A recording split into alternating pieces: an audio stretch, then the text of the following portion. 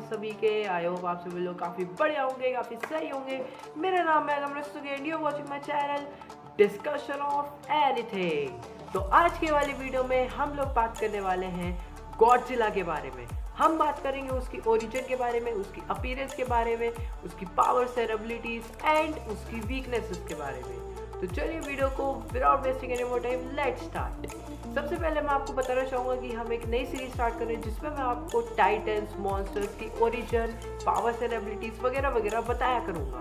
तो पहले हम बात करेंगे king of the monsters Godzilla के बारे में। तो चलिए शुरू करते हैं यार। तो देखिए गॉडजिला, ठीक है, इसके नाम में ही भाई साहब अपना गॉड आता है, ठीक है। एक मिनट, तो हम बात कर रहे थे गाइस कि गॉडजिला के नाम में ही गॉड आता है। इसका नाम गॉड प्लस जिला से बना है। जी हाँ, यानी कि हम मान सकते हैं कि भाई ये गॉड ऑफ द मॉन्स्टर्स आप इसे मान सकते हो। मतलब वैसे तो लोग इसे किंग ऑफ द मॉन्स्टर्स मानते हैं, ठीक है। नेक्स्ट आता है भाई साहब अपना नेक्स्ट बात करते हैं इसकी ओरिजिन के बारे में। तो देखो भाई, ये बात है 1956 की, जब हिरोशिमा और नागासाकी पे यूएसए ने बॉम्ब ड्रॉप किया था, एटॉमिक बॉम्ब। उससे क्या हुआ था, ब्लास्ट हुआ था और हिरोशिमा और नागासाकी डिस्ट्रॉय हो गए थे। तब वहाँ पे एक रेडिएशन, वो जो एटॉमिक बॉम्ब ने रेडिएशन छोड़ी, उसकी हेल्प से एक एनिमल का जन्म हुआ जिसका नाम हुआ था गॉडजिला। तो यह है गॉडजिला की ओरिजिन।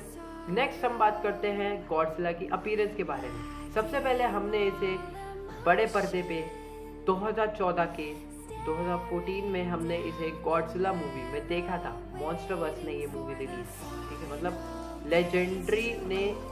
लेजेंडरी स्टूडियोज ने ये मूवी रिलीज की। नेक्स्ट आते हैं, और ये मॉन्स्टरवर्स का पार्ट थी, ठीक है। नेक्स्ट आते हैं भाई साहब इसकी पावर्स एंड एबिलिटीज के बारे में। देखो भाई, गॉडजिला के पास काफ़ी पावर्स एंड एबिलिटीज हैं। एक एक करके उन पे हम जो है आते हैं। पहली एबिलिटी है उसकी एनहांस स्ट्रेंथ। गॉडजिला बहुत ही ज़्यादा ताकतवर है क्योंकि भाई उसका वजन, आपको मैं बताना भूल गया, उसकी हाइट बता दूँ तो 400 मीटर से ज़्यादा है और वजन उसका आई थिंक 1 लाख टन से भी ज़्यादा है। अब बात करते हैं उसकी एनहांस स्ट्रेंथ के बारे में हम बात कर रहे थे। तो भाई उसका वजन काफ़ी ज़्यादा है, इस वजह से उसकी स्ट्रेंथ बहुत ज़्यादा हो चुकी है।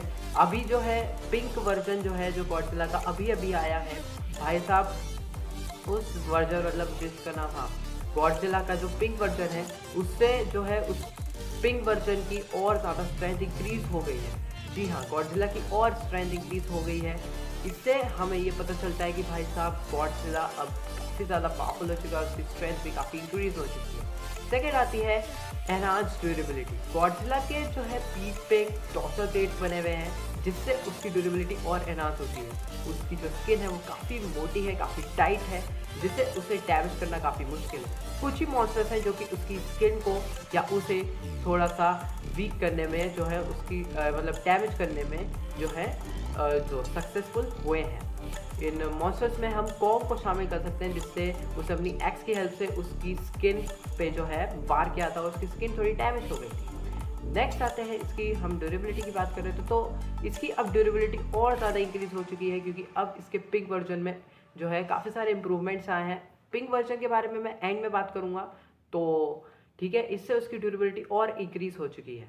नेक्स्ट आते हैं गॉडजिला की स्पीड पे। गॉडजिला का भारी भरकम शरीर है पर फिर भी वो काफ़ी तेज भाग सकता है, उसकी स्पीड काफ़ी तेज है ना। नेक्स्ट आते हैं उस फोर्थ एबिलिटी पे उसकी, जो कि है उसकी टेल। गॉडजिला की टेल एक हथियार की तरह वो इस्तेमाल करता है।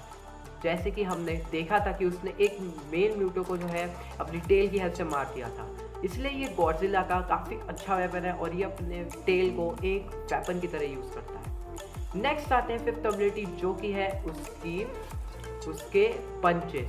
जी हाँ, गॉडजिला के हाथ पहले छोटे छोटे, पर अब गॉडजिला के हाथ बहुत बड़े हो गए हैं। उसके हाथ कॉन्ग जितने तो नहीं, लेकिन काफ़ी बड़े हो गए और उसके हाथ में अब ब्लेड्स भी लगे हैं।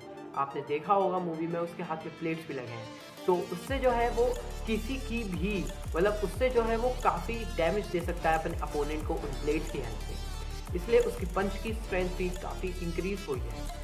तो नेक्स्ट आते हैं इसकी एबिलिटी, जो नेक्स्ट एबिलिटी है वो है इसकी एटॉमिक ब्रेथ। गॉडजिला का सिग्नेचर मूव एटॉमिक ब्रेथ है। गॉडजिला अपनी जो रेडिएशन ये ऑब्जर्व करता है उसे ये एक बीम की तरह रिलीज करता है, जिसे हम एटॉमिक बीम नाम देते हैं।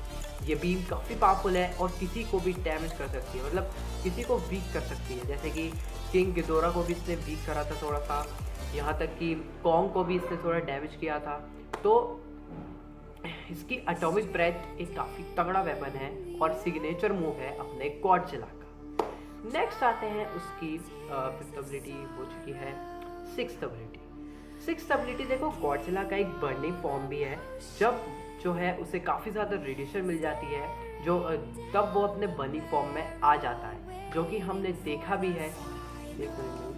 ओके गाइस, हम बात कर रहे थे कि जब गॉडजिला को काफ़ी ज़्यादा रेडिएशन मिल जाता है तो उसकी हेल्प से वो जो है भाई साहब, क्या कहते हैं उसे, हाँ, तो उसकी हेल्प से भाई साहब वो काफ़ी ज़्यादा मतलब एक बर्निंग फॉर्म में आ जाता है, उसकी बॉडी जलने लगती है और फिर वो एक बर्निंग फॉर्म में आ जाता है। अब बात करते हैं इस बर्निंग फॉर्म की कुछ एबिलिटीज़ के बारे में। एक और एबिलिटी थी लेजेंडरी गॉडजिला की। लेजेंडरी गॉडजिला नाम इसका बताना भूल गया, है ना। बर्निंग गॉडजिला को भी साइड में रखते हैं। लेजेंडरी गॉडजिला की एक और एबिलिटी है, वो है रीजनरेटिव फैक्टर। लेजेंडरी गॉडजिला पे रीजनरेटिव फैक्टर भी है। तो क्या करा था, उस पर रीजनरेटिव फैक्टर भी है। ये हमने देखा था जब ऑक्सीजन डिस्ट्रॉयर ने जो है ऑलमोस्ट गॉडजिला को मार दिया था, बट जब एक बम जो है गॉडजिला के साइड में फटा था, जो फोड़ा गया था, तो उससे जो है उसको हील जो है रेडिएशन भी और वो और पावरफुल हुआ। और भी काफ़ी सारी जगह जहाँ पे हमने उसके रीजनरेटिव फैक्टर को नोटिस किया है। नेक्स्ट आते हैं उसकी और कौन सी, हाँ, बर्निंग गॉडजिला की। बर्निंग गॉडजिला की एबिलिटीज़ की बात करें तो सबसे पहले आता है रेडिएशन ऑब्जर्प्शन। वैसे तो ये लेजेंडरी गॉडजिला भी कर सकता है, लेकिन बर्निंग फॉर्म में आके वो और ज़्यादा रेडिएशन ऑब्जर्व कर सकता है। सेकंड आती है उसकी एबिलिटी जो कि है भाई अपना न्यूक्लियर वेव। लेजेंडरी गॉडजिला जब बर्निंग फॉर्म में आता है, अपने बर्निंग गॉडजिला बन जाता है, तब वो जो है एक इलेक्ट्रिक वेव जनरेट करता है और एक न्यूक्लियर वेव छोड़ता है। मतलब इलेक्ट्रिक शॉक क्या कह सकते हैं, मतलब हमने जैसे पिक्चर में देखा था कि उसकी डॉर्सल वेव के बीच कुछ शॉक सा आ रहा था और फिर वो जो है न्यूक्लियर वेव छोड़ता है, जिससे कोई भी नहीं बच सकता।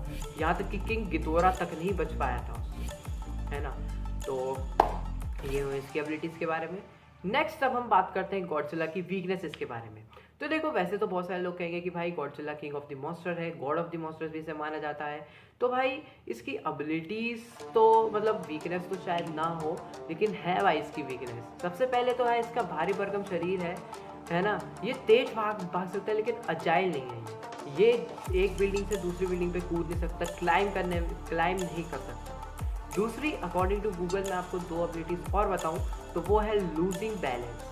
कुछ लोग कहते हैं भाई, कुछ मानते हैं कि भाई गॉडजिला का जो फियर है वो लूजिंग बैलेंस भी है, क्योंकि उसका भारी भरकम शरीर है और एक बार अगर उसने अपना बैलेंस लूज कर दिया तो काफ़ी सारे लोग मारे जा सकते हैं, ठीक है। तो उसके नीचे कुछ लोग हुए, है ना, और फिर उसे उठने में भी थोड़ी दिक्कत आ सकती है। नेक्स्ट आते हैं उसकी थर्ड, वो है एक्सेसिव रेडिएशन। देखो, हर गॉडजिला का ना एक अमाउंट होता है, वो एक अमाउंट में ही रेडिएशन ऑब्जर्व कर सकता है ना। हालांकि जब बर्निंग फॉर्म में अपना गॉडजिला आता है तो जो है वो जितनी चाहे उतनी रेडिएशन ऑब्जर्व कर लेगा, लेकिन लेजेंडरी गॉडजिला जब अपनी नॉर्मल फॉर्म में होता है तो एक मतलब अमाउंट है भाई उसका, कि यही अमाउंट की रेडिएशन वो ऑब्जर्व कर सकता है, ठीक है। ज़्यादा करेगा तो उसे दिक्कत होती है, ठीक है। तो ये कुछ थी वीकनेसेस। और एक वीकनेस और थी, एक मिनट याद नहीं आ रही, एक वीकनेस और थी। इससे वीकनेस तो नहीं, लेकिन भाई एक ऑक्सीजन डिस्ट्रॉयर नाम का एक वेपन था जो कि डिज़ाइन किया गया था भाई डॉक्टर डाइसुकु नाम के एक डॉक्टर थे। ऊपर तुम्हें नाम दिख जाएगा उनका पूरा, ठीक है, वो उनका नाम था, ठीक है। उन्होंने बेसिकली इसे इसलिए डिज़ाइन किया था ताकि वो गॉडजिला को मार पाए, और Godzilla king of the monsters में इस वेपन का यूज़ किया गया था, जिससे गॉडजिला ऑलमोस्ट मर चुका था, है ना, मतलब मरने वाला था। और मैंने तुम्हें ये पहले भी बताया था रीजनरेटिव फैक्टर वाले पॉइंट पे, ठीक है। और फिर एक बम उसके पास फोड़ा गया था ताकि उसे जो है उस बम की रेडिएशन मिल सके, बॉम्ब की रेडिएशन मिल सके, और वो और ज़्यादा वो मतलब अपने हील कर सके अपने जख्म और ज़्यादा पावरफुल बन पाए। नेक्स्ट आते हैं भाई अब गॉडजिला की वीकनेसेस के बारे में भी हम बात कर चुके हैं। अब बात करते हैं इसके पिंक वर्जन के फॉर्म में। तो बेसिकली हुआ क्या था, एक मिनट, ओके गाइस, हम क्या बात कर रहे थे, हाँ, पिंक गॉडजिला वाले वर्जन के बारे में बात कर रहे थे। तो बेसिकली गॉडजिला एक फॉर्म थी न्यू एम्पायर मूवी में हमने देखा था कि गॉडजिला ने टियामेट नाम के एक मॉन्स्टर को हराया था और उसकी कॉस्मिक रेडिएशन को जो है उससे छीन लिया था और वो हाइबरनेशन में चला गया था। फिर क्या हुआ, वो हाइबरनेशन में चला गया और उसकी सारी रेडिएशन उसने हील की और खुद को और पावरफुल बनाया। उसके टॉर्सो प्लेट पिंक हो गए, यहाँ प्लेट्स आ गए, उसने यहाँ पे अपना थोड़ा वजन भी कम करा था, है ना। काफ़ी सारे इम्प्रूवमेंट्स हमने देखने को मिले थे गॉडजिला के उस वर्जन में। उससे वो और ज़्यादा पावरफुल हुआ और शीमू को भी उसने काफ़ी अच्छी टक्कर दी थी। हालांकि अगर वो अपने ब्लू वाली फॉर्म यानी हाँ उसकी एटॉमिक ब्रेथ का कलर भी पिंक हो चुका था और वो I think blue atomic breath से पावरफुल तो थी और भी उसकी हाइट तो इंक्रीज भाई होनी ही थी, है ना। और हम क्या बात कर सकते हैं, हाँ और भाई जो गॉडजिला अगर अपने लेजेंडरी फॉर्म में होता तो शायद शीमू को ना हरा पाता, मतलब उसके अच्छी खासी टक्कर ना दे पाता, है ना, बट शायद दे भी देता, है ना। पर पिक वर्जन में हमने देखा है कि भाई उसने कितनी बढ़िया टक्कर दी थी शीमू, है कि नहीं। शायद वो अपनी पिक फॉर्म में भी उसे हरा सकता था। वैसे हमने देखा है मूवी में उसने काफ़ी अच्छी टक्कर तो दी थी शीमू को, है ना। नॉर्मल फॉर्म में भी देता, बट अब देखते भाई, लेकिन ऐसा हमने देखा तो नहीं कि उसने उसे हरा ही दिया, है ना। बाकी तो ये थी पिंक वर्जन गॉडजिला की स्टोरी। तो मतलब पिंक वर्जन गॉडजिला के बारे में मैंने आपको थोड़ी बताया है कुछ, ठीक है ना, बता दिया। तो okay guys, thank you for watching this video. I hope you like this video. Like कर ही दिया होगा, चल पे रहो तो सब्सक्राइब कर देना। 300 सबके बहुत करीब पहुंच गए, बस 14 सब्स और चाहिए। तो thank you for watching this video. Bye bye, take care and see you soon. Like share subscribe share भी कर देना। Bye bye.